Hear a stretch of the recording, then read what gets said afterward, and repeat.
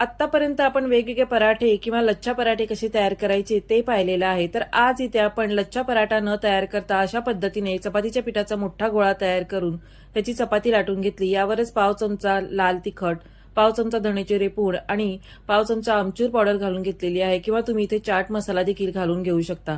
आता चपातीच्या मध्यभागी आपण थोडंसं पनीर किसून घेतलेलं आहे. यावर थोडीशी कोथिंबीर भरभरून घ्यायची.